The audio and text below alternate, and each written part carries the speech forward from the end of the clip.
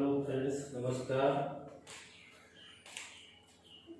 आज हम पीछे जो बैक क्लास में आपको पढ़ाए वर्ड, उसके आगे चर्चा कर रहे हैं। वर्ड वर्ड मीन्स शब्द।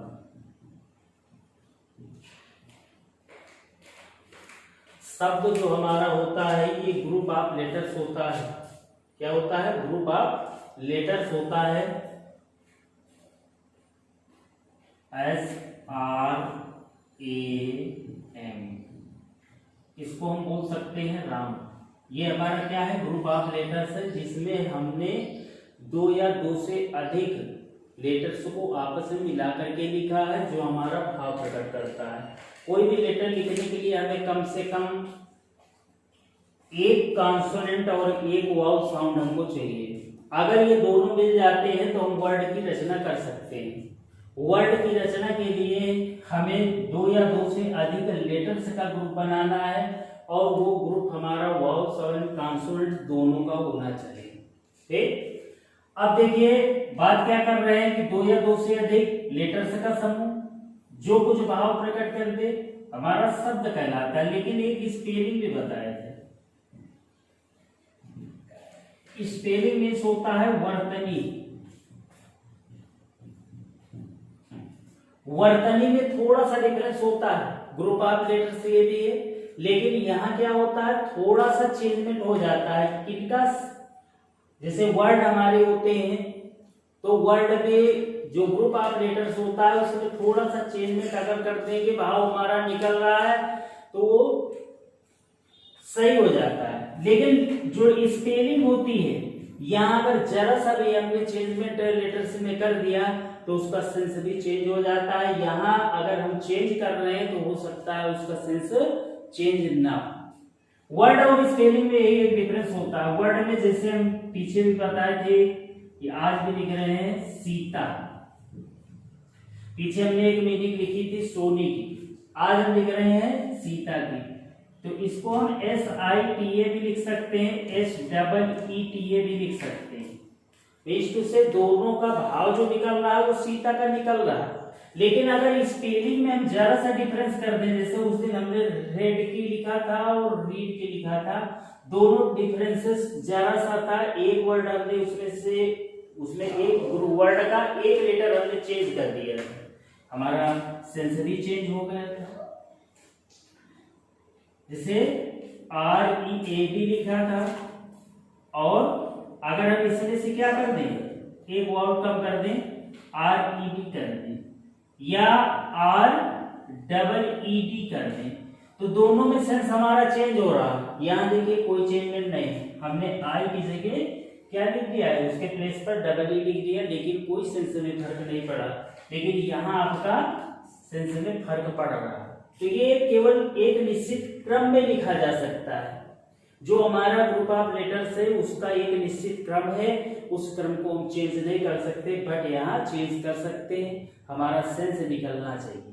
तो हर वर्ड जो हमारा होगा वो स्पेलिंग नहीं होगा, लेकिन हर स्पेलिंग को हम वर्ड कह सकते हैं।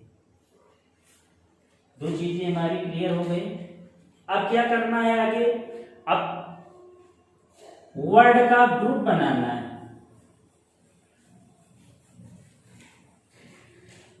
A group of word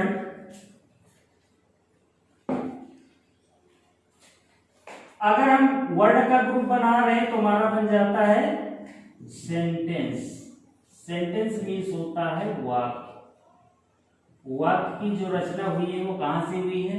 शब्द समूहों से हुई है। यानी शब्दों को हमें एक दूसरे के साथ मिला करके लिखना है। दो या दो से अधिक शब्दों का समूह बनाना है जो एक भाव प्रकट करता है, हमारा सेंटेंस कहलाता है।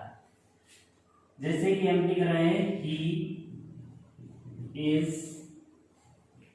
My best friend. यहां हमने क्या किया? वर्ड को ग्रुप में रखा है। He is my best friend.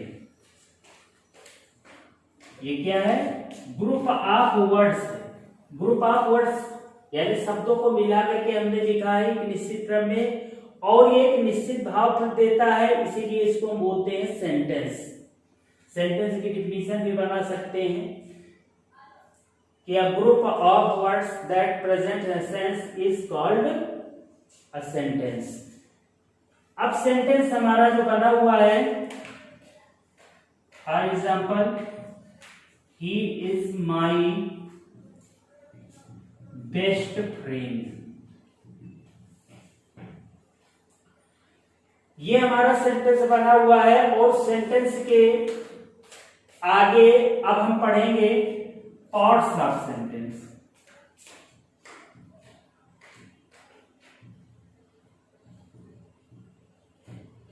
Parts of sentence means sentence को कितने टुकड़ों में बांट सकते हैं, सेंटेंस को हम कितने टुकड़ों में बांट सकते हैं, ये हमारा कहलाता है parts of sentence. Parts of sentence में देख लीजिए, पार्ट्स ऑफ सेंटेंस दो प्रकार के होते हैं, एक को बोलते हैं सब्जेक्ट और दूसरे को बोलते हैं प्रेडिकेट। इसको बोलते हैं उद्देश्य या इसी को कर्ता भी बोल देते हैं, और प्रेडिकेट को बोलते हैं विधेय।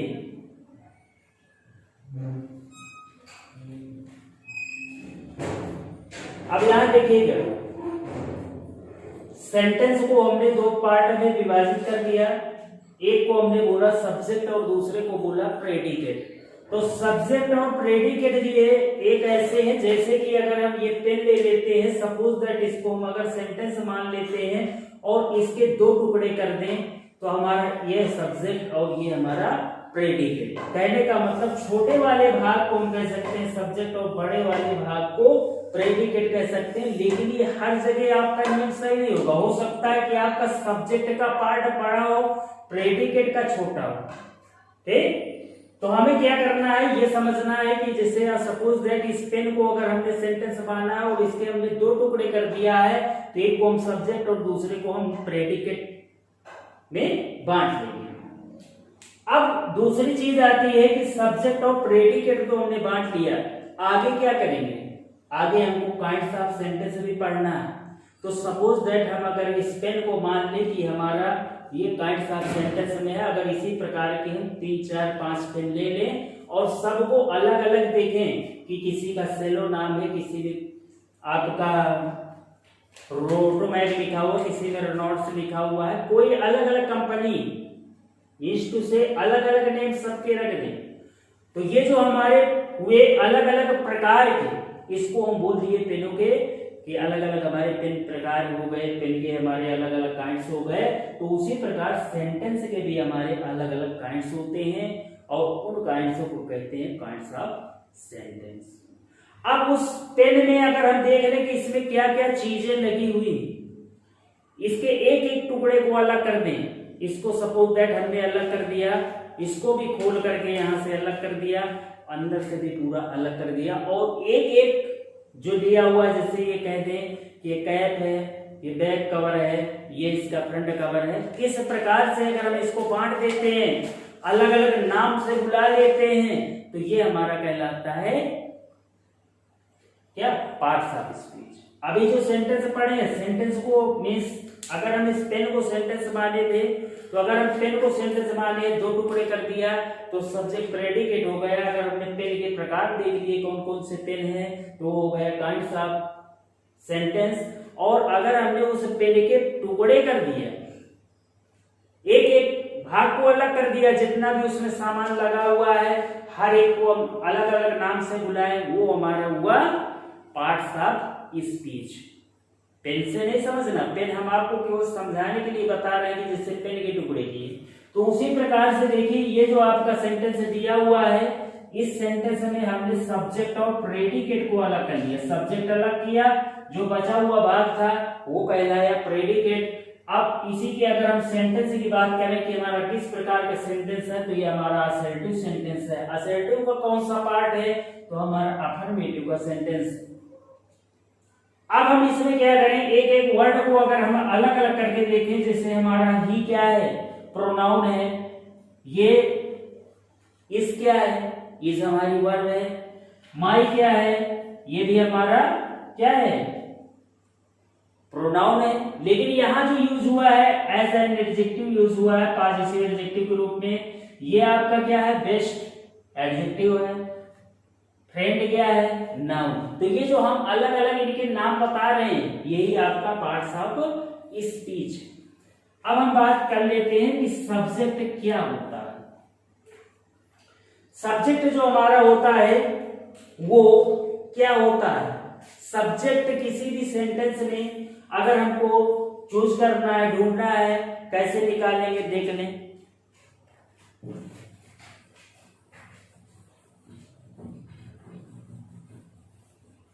देखिए सेंटेंस की बात अगर कर रहे हैं तो सेंटेंस में सब्जेक्ट की बात पहले कर रहे हैं, दो पार्ट कर लिए हैं, तो सब्जेक्ट की बात कर लें। सब्जेक्ट मीन्स क्या होता है, कर्ता होता है, और कर्ता मिलता कैसे है, किसी भी सेंटेंस की क्रिया में अगर हम कौन का या किसने का क्वेश्चन कर लेते हैं, कौन का या किसने का क्या कर ले, क्वेश्चन कर ले, क्वेश्चन कर लेते हैं, तो जो हमें आंसर पुट अप करते हैं, जो हम क्वेश्चन, उसके बाद जो हमें आंसर मिलता है वो हमारा कहलाता है सब्जेक्ट। ये तो हमारा क्वेश्चन किया हमने कौन या किसने का, अब हमारा जो आंसर मिलेगा यानी उत्तर मिलेगा, उत्तर क्या होगा, सब्जेक्ट होगा। अब देखिए सब्जेक्ट कैसे ढूंढते हैं, सब्जेक्ट कैसे मिलता है। एक सेंटेंस लिख रहे हैं, उसको देखिए तुरंत आ जाएगा आपको कौन सा सब्जेक्ट है और कौन सा प्रेडिकेट। सपोज दैट हमने सेंटेंस लिख लिया कि he teaches me. Suppose that आपका सेंटेंस दिया हुआ है जिसमें टीचर्स आपकी वर्ब है और हम क्वेश्चन किसका कर रहे हैं, सब्जेक्ट का। सब्जेक्ट ढूंढ रहे हैं, सर्च कर रहे हैं, कैसे मिलेगा, तो क्वेश्चन हमने कर लिया कि हु टीचेस मी।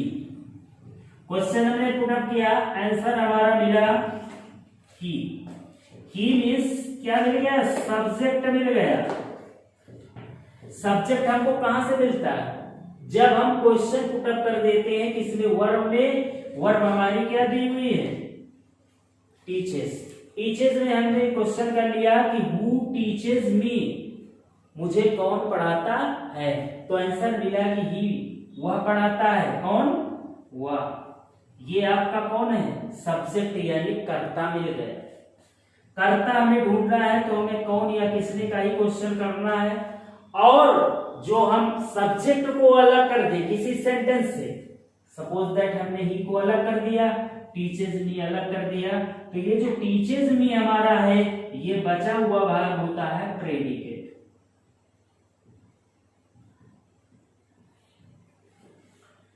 ये जो हमारा बचा हुआ भाग है ये क्या कहलाता है, प्रेडिकेट। अब जो हमारा होता है सब्जेक्ट, सब्जेक्ट के बहुत सारे पार्ट्स होते हैं, इसमें डिटरमिनर भी होगा, क्वालिफायर्स भी होंगे और मेन वर्ड भी होगा। तो मेन वर्ड प्लस एडजेक्टिव हो सकता है, मेन वर्ड के साथ कोई हमारा कॉम्प्लीमेंट भी लग सकता है जिसको हम बोलते हैं सब्जेक्टिव कॉम्प्लीमेंट, या कोई हमारा एडजेक्टिव के साथ वर्ड यूज हो सकता है। तो इसके पार्ट अब हम अगले क्लास में आपको बताएंगे कि सब्जेक्ट की कितने पार्ट्स हो सकते हैं, सब्जेक्ट में क्या क्या चीजें हमारी यूज हो सकती है और उनको प्रयोग किस प्रकार से कर सकते हैं। दूसरा हमारा जो प्रेडिकेट है, प्रेडिकेट में हम कितने वर्ड्स को लिख सकते हैं, यहाँ वर्ब आती है, ऑब्जेक्ट आता है, ऑब्जेक्ट कितने प्रकार के होते हैं, या कॉम्प्लीमेंट लिख रहे हैं तो कॉम्प्लीमेंट कितने प्रकार के होते हैं, यह चर्चा हम अगली क्लास में आपको करेंगे और बहुत विस्तार से बताएंगे। आज की क्लास यहीं से बंद करेंगे, लेकिन फिर भी आपसे ये कहेंगे कि हमारी क्लास में अगर कहीं कोई प्रॉब्लम आपको समझ में आ रही है, आपको कोई चीज़ हमारा टॉपिक आपको समझ में नहीं आ रहा, तो हमें ज़रूर कमेंट करें। दोबारा हम उसको और डिफाइन करने का प्रयास करेंगे आपकी भाषा में, आपकी सरल भाषा में, जिससे कि आपको बहुत जल्दी हमारी बात आपके समझ में आ जाए। इस वजह से आप हमको ये जरूर बताते रहिए कि हमारा जो टॉपिक था उसमें से कौन सी चीज आपको दिक्कत कर रही है, या आपको कम समझ में आई है, या आपको कहीं कंफ्यूजन हो रहा है, तो उसके बारे में हमको जरूर लिखें और हमारे चैनल को भी सब्सक्राइब करें, लाइक करें।